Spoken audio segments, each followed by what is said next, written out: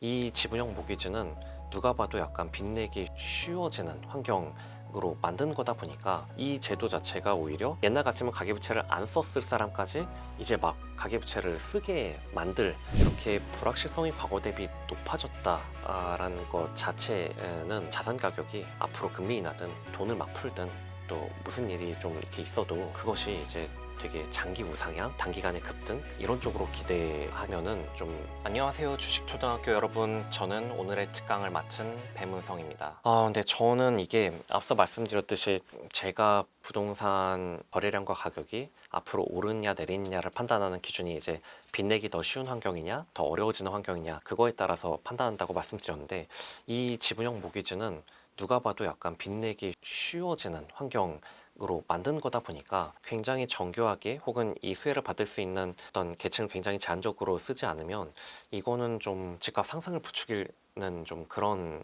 제도가 될 수 있다라고 좀 우려가 좀 됩니다. 그 이유가 여기 지금 그 준비한 그림에서처럼 기존과 같으면은 10억짜리 집을 사고 싶을 때 지금 내가 DSR을 충족한다면 LTV 70%까지는, 그러니까 규제 지역이 아니면 LTV 70%까지는 나오니까 뭐 7억의 빚을 감당하더라도 3억의 나의 자기 자본은 있어야 되는 거거든요. 그러니까 3억이 없는 분들은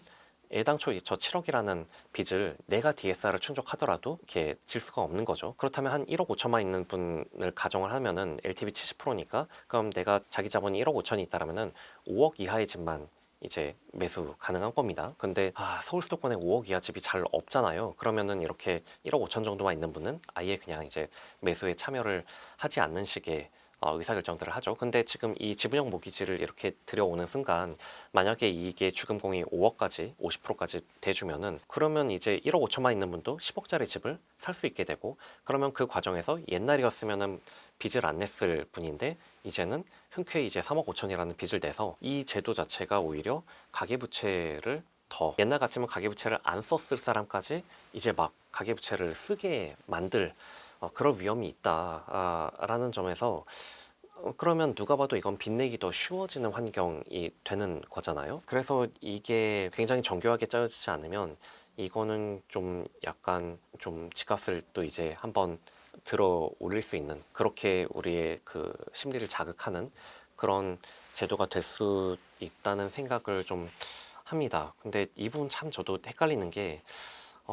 저는 이제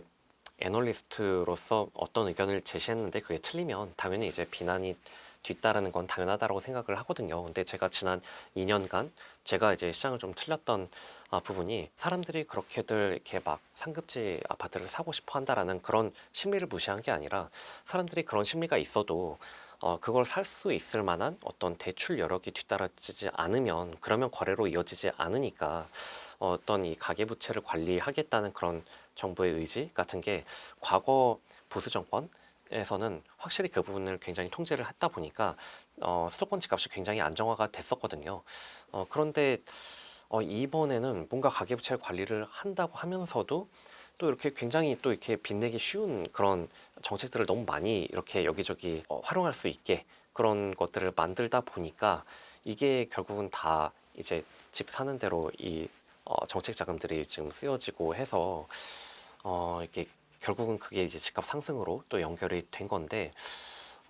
이번에 논의가 되는 이 지분형 모기지도 사실 이게 제가 봤을 때는 이거는 가계부채 관리를 할 수 있는 게 아니라 오히려 가계부채가 더 확 늘어날 수 있는 리스크가 있어 보여서, 구체적으로 좀 어떻게 집행할 건지, 혹은 정권이 바뀌더라도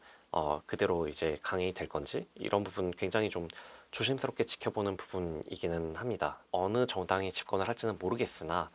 대략 공통적으로 보이는 것 중에 하나는, 우리가 지금 너무 저성장 국면으로 간다는 게 가장 큰 위험이잖아요. 그래서 누구나 지금 성장을 얘기하고 있단 말이죠. 근데 그 성장을 가는 과정에서 지금 정부가 이제 성장할 수 있는 그런 분야들, 누가 봐도 이렇게 딱 보이는 그런 AI나 로봇이나 이런 그런 첨단 산업들 쪽, 이런 쪽으로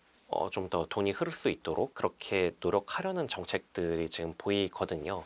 그러면 여기서의 문제는 뭐냐면, 어느 사회든지 금리라는 거는 돈이 여기서도 필요하고 여기서도 쓰고 여기서도 쓰고 하면은 금리가 올라가게 되어 있습니다. 즉 지난 정권 때는 좀 약간 국채 금리를 어떻게든 좀 낮추려는 노력 물밑에서 계속 있어 왔거든요. 가령 세수가 부족해도 다른 공자기금에서 막 갖다가 쓴다든가 해서 국채 발행을 최소화하는 쪽으로 그렇게 해서 어떻게든 이제 국채 금리가 좀 올라가지 않도록 좀 이렇게 관리를 했는데, 그런데 어찌 보면 지금은 최근에 뭐 이거는 이제 과거 바이든 정부 때 미국이 그랬고, 최근에 이제 유럽이나 뭐 이런 데서 지금 하듯이 성장을 위해서 결국 정부가 부채를 확대하겠다. 그러면 이제 뭐 세금을 확 많이 거둘 수는 없는 거고 결국은 국채 발행을 늘린다라는 거거든요. 그렇게 국채 발행을 늘린다라고 했을 때 이거는 뭐 미국이든 유럽이든 여지없이 이제 국채금리 상승으로 이어지기는 했습니다. 그러니까 국채금리 상승이라는 거를 감안하고서라도 돈이 써야 할 때 가야 될 때는 쓰겠다라는 뭐 그런 의지라고 볼 수가 있거든요. 그런데 문제는 이렇게 정부는 이쪽으로 돈을 쓰겠다라고 하는데, 만약에 가계 대출마저도 가계가 집 사느라 빚을 많이 내겠다라고 하면은 이거는 민간도 정부도 돈을 많이 쓰겠다라는 걸로 이어져서, 그러면 이거는 금리가 상당히 오를 수 있는 요인이거든요. 과거에 그러면 일본 같은 경우는 왜 국채를 그렇게 발행해도 국채 금리가 그렇게 오르지 않았냐라면, 일본 국민들이 계속 저축만 하다 보니까 돈이 남아도는 이 은행이 이 정부가 발행하는 국채를 사줘서, 그러니까 결국은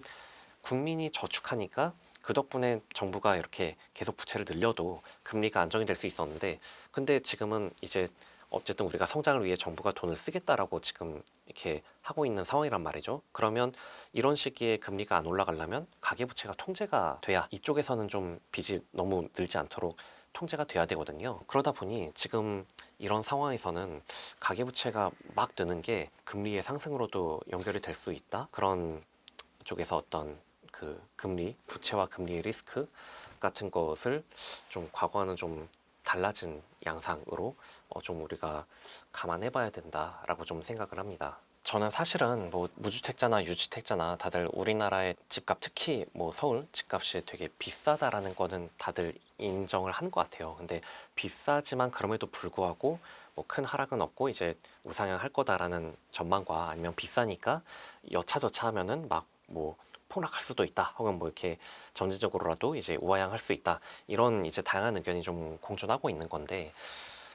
근데 저는 좀 이제 말씀 주신 것처럼 워낙 불확실성이 높아진 거는 결국은 이게 우리가 지금 좋든 싫든 트럼프 정부를 살고 있다라는 거거든요. 그래서 우리가 미국 주식이 비싸다라고 생각을 해도 그래도 샀던 이유는 그래도 더 갈 거다, 약간 그런 믿음이었는데, 이게 트럼프가 되고 나서 한번 이거를 확 깨주는 일도 좀 있었지 않습니까? 그런 일이 발생한 이유가 지금 뭐 미국 채권도 뭐 지금 가격이 막 뭐 떨어지고 이런 일들이 발생하는데, 이게 결국 사회의 금리라는 거는 불확실성이 높아질수록 자산 가격의 할인율도 이제 높아지는 거거든요. 불확실성이 높아지는 것 자체가 자산 가격의 하락 요인인 거는 일단은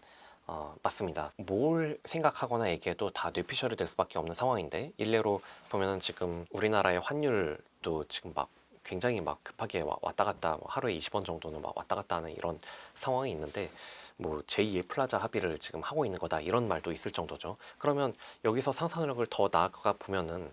사실은 우리가 힘들 때 금리도 내리고 정부가 부채도 많이 쓰고 할 수 있는 거는 자율 변동 환율제이기 때문이거든요. 환율이 좀 높아지더라도 금리 좀 낮추고 힘들 때는 좀 이렇게 하자라고 하면 그렇게 할 수 있었는데, 만약에 환율을 우리 체력에 대비해서 더 강한 환율을 유지해라라는 압박이 들어온다면, 그러면 우리 힘들다고 막 금리 막 낮추고 막 돈 풀고 이런 거를 또 못하는 상황이 될 수도 있다라는 거죠. 이런 상황이 된다면은 이거는 역시 이제 과거에 비해서는 자산 가격이 굉장히 녹록하지 않은 환경이다라고 이제 생각을 해야 될 거고요. 이렇게 불확실성이 과거 대비 높아졌다라는 것 자체는 이렇게 자산 가격이 뭐 앞으로 금리 인하든 돈을 막 풀든 또 무슨 일이 좀 이렇게 있어도 그것이 이제 되게 장기 우상향, 뭐 단기간의 급등 이런 쪽으로 기대하면은 좀 되게 위험할 수 있다. 그러니까 우리가 최근에 미국 주식 투자자들이 한번 크게 고생한 거를 이제 겪었듯이, 과거보다는 훨씬 더 이게 리스크 관리라는 측면, 사실은 이게 장기 우상향이든 급등이든 이런 것들은 다 어느 정도 환경 자체가 안정이 돼야 이제 뒤따르는 이제 수익이고, 이렇게 좀 한치 앞을 이제 매크로 상황을 알 수 없는 그런 상황에서는 좀 그런 식으로 자산 가격이 안정적으로 움직이긴 역시 힘들다라는 거죠. 트럼프의 등장과 이제 미중 갈등의 심화라는 것이 우리의 어떤 투자에 있어서 더 용기 내서 이렇게 딱 지르기보다는 리스크 관리를 많이 해두는 것. 그래서 최근에도 미국 주식을 이제 현금을 좀 보유하신 분들일수록 이 기회를 누렸겠듯이 어느 정도의 좀 이제 여유 자금을 좀 가져가는 그런 마인드가 좀 중요하다고 생각을 합니다. 그러다 보니까 빚을 내더라도 집 사려면 누구나 빚을 내야 되는데 빚도 내가 지금 할 수 있는 최대한을 끌어서 다 어떤 집 한 채에 넣는 거는 과거 대비 훨씬 더 위험해진 그런 상황이라고 의견을 말씀드립니다.